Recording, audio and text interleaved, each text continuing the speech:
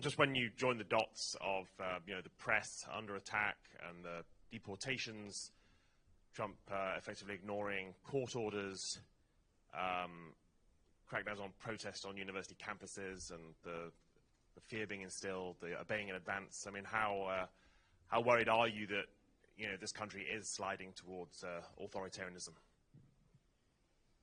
Well, I would commend you to listen to the last 10 minutes of my State of the State speech, because I talked about that very thing. I am deeply concerned about the slide that we're in, and I mentioned the pogroms and the Holocaust because those are personal experiences. Not the Holocaust, the pogroms are a family experience. I built a Holocaust museum. I mean, I have grown up understanding that, not just minorities, but, large swaths of people can be under direct attack in an authoritarian regime, and they will use the majority, lie to the majority, use propaganda in order to foment an attack. And that is currently the case. We're all seeing the well-orchestrated videos of the raids to take immigrants to this country, some of whom are legal immigrants to the United States, some of whom are U.S.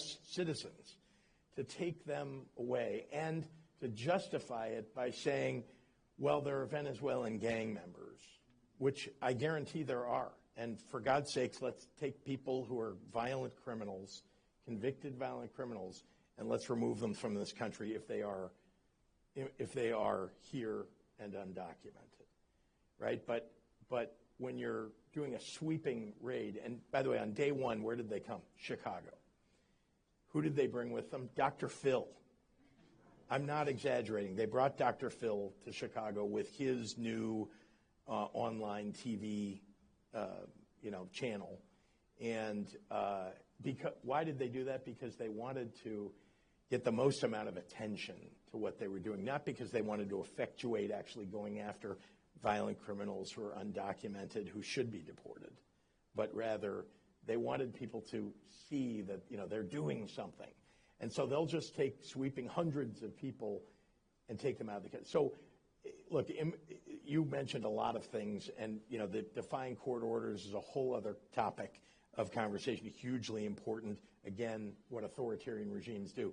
But here's the thing you all ought to do is, if you haven't already read about Orbán in Hungary, go read about what he did steadily, not that slowly, to put the noose around that country. And Donald Trump admires Orbán. And I believe he and his team have learned from that and are replicating that.